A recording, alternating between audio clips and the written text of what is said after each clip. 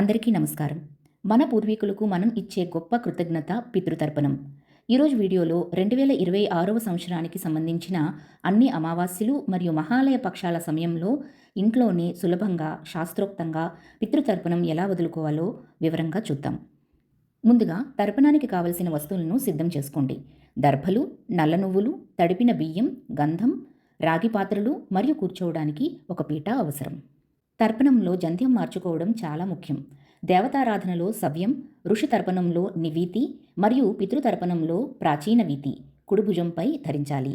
అయితే జంధ్యం లేనివారు ఒక పవిత్రమైన తెల్లని ఉత్తరీయాన్ని కానీ లేదా తెల్లని టవల్ని కానీ జంధ్యంలాగా భావించి సూచించిన విధంగా భుజాల మీద మార్చుకుంటూ తర్పణం వదలవచ్చు.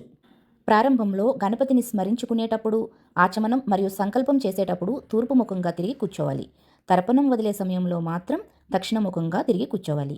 ఇప్పుడు తూర్పు ముఖంగా కూర్చోండి. మొదట ప్రారంభ మంత్రాలు. మొదటిది శుచిః. అపవిత్రః పవిత్రో వా సర్వావస్థాం గతోపి వా యస్మరేత్ పుండరీకాక్షం సబాహ్యభ్యంతరశుచిః. పుండరీకాక్ష పుండరీకాక్ష పుండరీకాక్ష. తల మీద 3 సార్లు నీళ్లను చల్లుకోండి. ఇప్పుడు గణపతి ప్రార్థన. శుక్లాంబరధరం విష్ణుం శశివర్ణం చతుర్భుజం ప్రసన్నవదనం ధ్యాయేత్ సర్వవిఘ్నోపశాంతయే వక్రతుండ మహాకాయ కోటి సూర్య సమప్రభా నిర్విఘ్నం కురు మే దేవ సర్వకార్యేషు సర్వదా. ఇప్పుడు ఆచమనం చేద్దాం. ఆచమనం అంటే మన శరీరం, మనస్సు, వాక్కు శుద్ధి చేసుకోవడం. కొంచెం నీటిని కుడి చేతిలోనికి తీసుకోండి. ఓం కేశవాయ స్వాహ నీరు తీసుకోండి. ఓం నారాయణాయ స్వాహ నీరు తీసుకోండి. ఓం మాధవాయ స్వాహ నీరు తీసుకోండి. ఇలా 3 సార్లు ఆచమనం చేసిన తర్వాత కొద్దిగా నీరు తీసుకొని చేతులు శుభ్రం చేసుకోండి. ఇప్పుడు మిగిలిన శ్రీ విష్ణువు 21 నామాలు స్మరిద్దాం. ఓం గోవిందాయ నమః, ఓం విష్ణువే నమః, ఓం మధుసూదనాయ నమః, ఓం త్రివిక్రమాయ నమః, ఓం వామనాయ నమః, ఓం శ్రీధరాయ నమః, ఓం హృషికేశాయ నమః, ఓం పద్మనాభాయ నమః, ఓం దామోదరాయ నమః, ఓం సంకర్షణాయ నమః, ఓం వాసుదేవాయ నమః, ఓం ప్రద్యుమ్నాయ నమః, ఓం అనిరుద్ధాయ నమః, ఓం పురుషోత్తమాయ నమః, ఓం అధోక్షజాయ నమః, ఓం నారసింహాయ నమః, ఓం అచ్యుతాయ నమః, ఓం జనార్దనాయ నమః, ఓం ఉపేంద్రాయ నమః, ఓం హరయే నమః, ఓం శ్రీకృష్ణాయ నమః. పితృకార్యాలు చేసేటప్పుడు చేతికి ధరించే ఉంగరాన్ని పవిత్రం అంటారు. 2 లేదా 3 దర్భపోగులను ముడివేసి ఉంగరంలా తయారు చేస్తారు. దీనిని ధరించడం వల్ల మనం చేసే పూజకు పూర్తి ఫలితం లభిస్తుంది. దీనిని ఎప్పుడూ కుడిచేతి ఉంగరపు వేలికి మాత్రమే ధరించాలి. శాస్త్ర ప్రకారం దర్భతో చేసిన పవిత్రమే అత్యంత శ్రేష్టమైనది. అయితే దర్భ పవిత్రాన్ని ఒకసారి వాడిన తర్వాత పారేయాలి. దర్భలు దొరకని వారు వెండితో చేయించుకున్న పవిత్రాన్ని వాడుకోవచ్చు. దీనిని శుభ్రం చేసుకొని ప్రతి అమావాస్యకు మళ్ళీ వాడుకునే వెసులుబాటు ఉంటుంది. ఒకవేళ మీ దగ్గర దర్భ పవిత్రం కానీ వెండి పవిత్రం కానీ లేకపోతే, వెండి, బంగారం అనేవి పవిత్రమైన లోహాలు కాబట్టి మీ దగ్గర ఉన్న ఉంగరాన్ని ధరించి తర్పణం వదలవచ్చు. మంత్రాన్ని మాత్రం స్కిప్ చేయకండి. పవిత్రం ధారణా మంత్రం.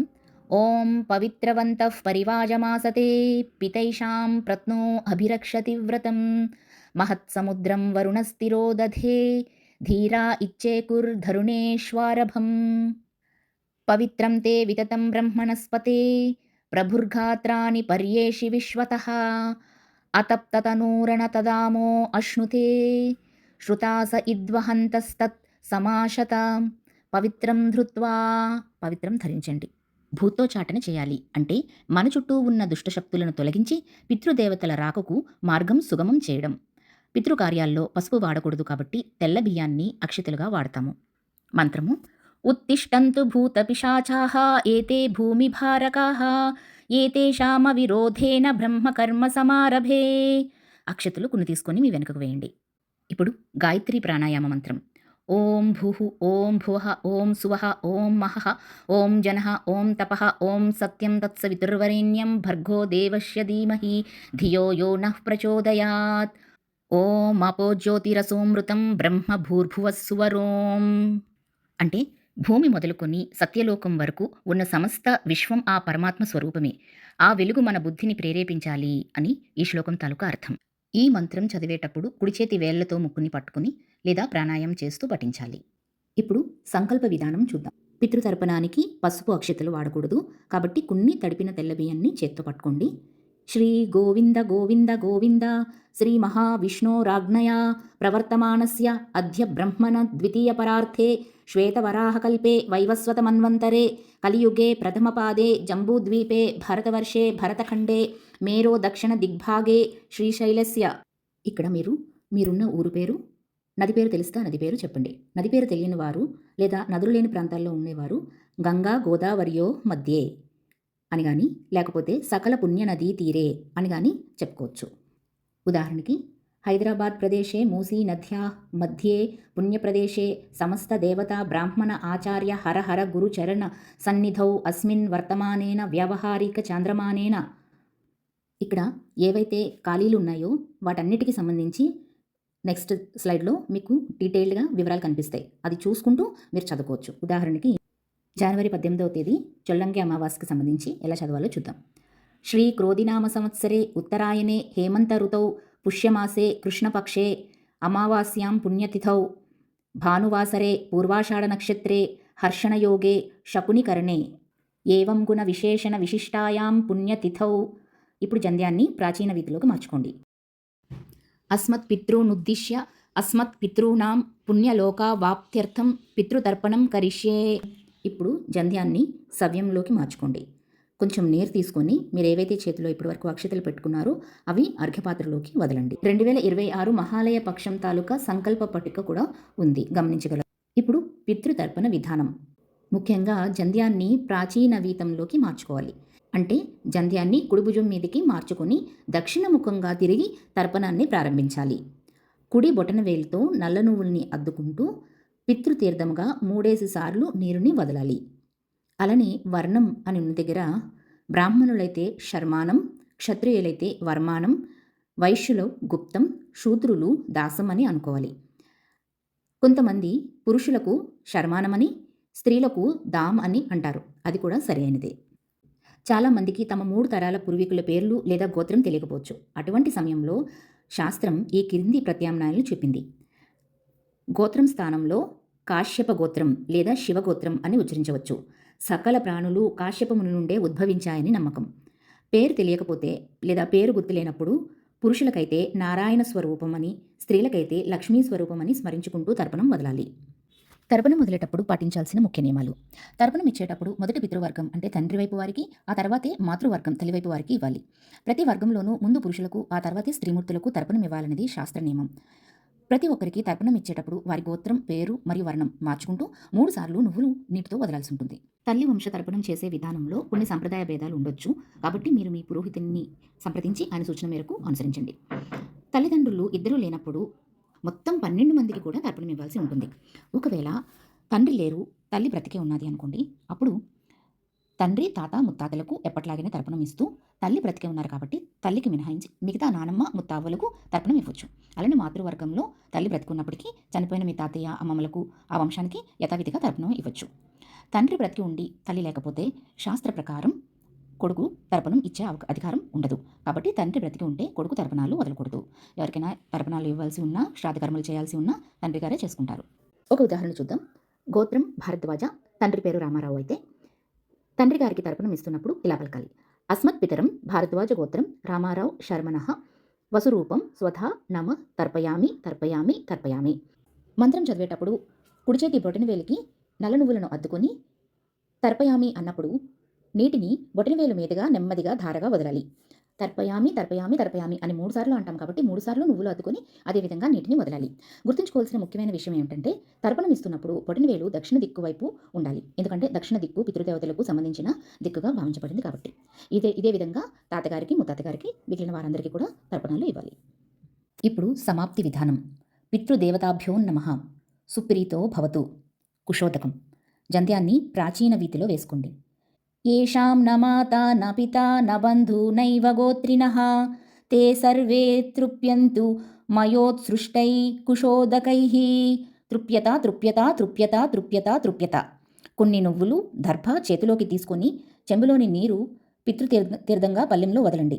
దర్భ కూడా వదిలిపెట్టేయాలి. చేతికి నువ్వులేమీ లేకుండా శుభ్రంగా కడిగేసుకోండి. ఈ శ్లోకం మన సనాతన ధర్మం యొక్క గొప్పతనాన్ని చాటి చెప్తుంది. మనం కేవలం మన తల్లిదండ్రులకే కాదు, ఈ లోకంలో దిక్కులేని వారిగా చనిపోయిన ప్రతి ఆత్మకు శాంతి కలగాలని కోరుకుంటూ ఈ తర్పణం వదులుతాము. అంటే మన తర్పణం కేవలం మన వంశానికే కాదు, లోక కళ్యాణం కోసం కూడా ఉపయోగపడుతుందన్నమాట. తర్వాత నిష్పీడనోదకం. ఇప్పుడు జంధ్యాన్ని నివీతిలా వేసుకోండి. ఏకే చాస్మత్కులే జాత అపుత్రా గోత్రినో మృతాః తే గృహంతు మయా దత్తం వస్త్ర నిష్పీడనోదకం. జంధ్యం దండలా వేసుకొని బ్రహ్మముడి మీద నీరు పోసి తడిపి పిండి కళ్ళకు అద్దుకోవాలి. ఈ శ్లోకం తాలూకు అర్థం ఏంటంటే, నా వంశంలో పుట్టి పుత్రులు లేకనో, లేక సరైన వారసులు లేకనో, లేదా ఎవరైనా మరణించి ఉండడం వలనో తర్పణాన్ని స్వీకరించే భాగ్యం లేని వారు ఎవరైతే ఉన్నారో వారందరూ కూడా నేను నా వస్త్రాన్ని పిండటం ద్వారా వచ్చే ఈ జలాన్ని వస్త్ర నిష్పీడనోదకం అన్నారు. అందుకే ఈ జలాన్ని స్వీకరించి తృప్తి చెందుదురుగాక అని అర్థం. ఇప్పుడు సమర్పణం. జంధ్యాన్ని సవ్యంలాగా వేసుకోండి. కాయేన వాచా మనసేంద్రియైర్వా బుద్ధ్యాత్మనా వా ప్రకృతే స్వభావాత్ కరోమి యద్యత్ సకలం పరస్మై నారాయణాయేతి సమర్పయామి. నమో బ్రహ్మణ్యదేవాయ గోబ్రాహ్మణహితాయ చ జగద్ధితాయ కృష్ణాయ గోవిందాయ నమో నమః.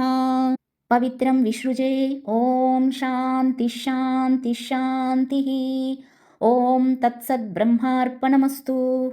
ఈ శ్లోకం తాలూకు అర్థం ఏంటంటే, తర్పణం పూర్తయ్యాక మనం చేసిన ఈ పవిత్ర కార్యాన్ని భగవంతుడికి సమర్పించటం. దీనితో పితృతర్పణ విధి సంపూర్ణమైంది. ఇప్పుడు పితృతర్పణ విషయంలో చేయవలసినవి మరియు చేయకూడని పనులేంటో చూద్దాం. మొట్టమొదట చేయవలసిన పనులు: శుచి శుభ్రత పాటించాలి. తర్పణం వదిలే ముందు తప్పనిసరిగా తలస్నానం చేసి శుభ్రమైన దోవతి లేదా పంచి ధరించాలి. మనస్సు ప్రశాంతంగా భక్తితో ఉండాలి. తర్వాత దక్షిణముఖంగా కూర్చోవాలి. పితృకార్యాలన్నీ దక్షిణ దిక్కుకు అభిముఖంగానే చేయాలి. పితృదేవతలు దక్షిణ దిశలో నివసిస్తారని శాస్త్రవచనం. నల్ల నువ్వులు మాత్రమే వాడాలి. తర్పణంలో నల్ల నువ్వులకు ప్రత్యేక ప్రాముఖ్యత ఉంది. ఇవి పితృదేవతలకు అత్యంత ప్రీతికరమైనవి మరియు అక్షయతృప్తిని ఇస్తాయి. జంధ్యం మార్చుకోవాలి. ప్రాచీన వీతం. తర్పణం వదిలేటప్పుడు జంధ్యం తప్పనిసరిగా కుడిభుజం వైపే ఉండాలి. ఇది పితృకార్యాలకు సంకేతం. దర్భాసనం లేదా పీట వాడాలి. నేరుగా నేల మీద కూర్చోకూడదు. దర్భలతో చేసిన ఆసనం లేదా చెక్కపీటపై కూర్చొని మాత్రమే ఈ విధిని నిర్వహించాలి. ఇప్పుడు చేయకూడనివేంటో చూద్దాం. స్టీలు పాత్రలు వాడకూడదు. తర్పణానికి స్టీలు లేదా ప్లాస్టిక్ పాత్రలు నిషిద్ధం. కేవలం రాగి, వెండి లేదా కంచు పాత్రలను మాత్రమే ఉపయోగించాలి. నిలబడి తర్పణం వదలకూడదు. వీలైనంత వరకు కూర్చొని మాత్రమే తర్పణం ఇవ్వాలి. అనారోగ్యం లేదా ఇతర కారణాలు ఉంటే తప్ప నిలబడి చేయడం సరైనది కాదు. భోజనం చేసిన తర్వాత చేయకూడదు. తర్పణం ఎప్పుడూ ఖాళీ కడుపుతో అంటే ఉపవాసంతోనే చేయాలి. తర్పణం పూర్తయ్యాక మాత్రమే భోజనం లేదా అల్పాహారం తీసుకోవాలి. వేరే వారి ఇంట్లో చేయకూడదు. సొంతిల్లు లేనివారు అద్దింట్లో ఉన్నా చేసుకోవచ్చు. కానీ మనం ఎవరైనా చుట్టాల ఇంటికి, బంధువుల ఇంటికి వెళ్ళినప్పుడు అక్కడ మనం పితృకార్యాలని చేయకూడదు.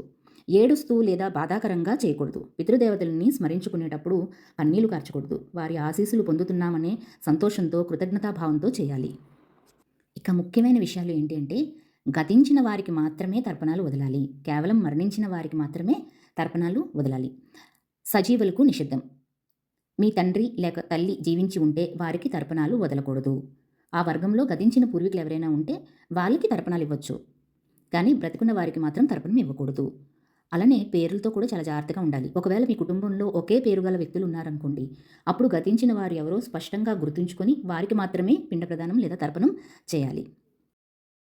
మద్యపానం, మాంసాహారం వంటి నిషిద్ధ ఆహారాలను పూర్తిగా వర్జించాలి. బ్రహ్మచర్యాన్ని పాటించాలి. ఏకభుక్తం ఆచరించడం శ్రేయస్కరం. శరీరం, మనస్సు, వాకులను పవిత్రంగా ఉంచి భగవత్ స్మరణతో పితృతర్పణం చేయాలి. లోకా సమస్త సుఖినో భవంతు. సర్వే జనా సుఖినో భవంతు. జై శ్రీమన్నారాయణ.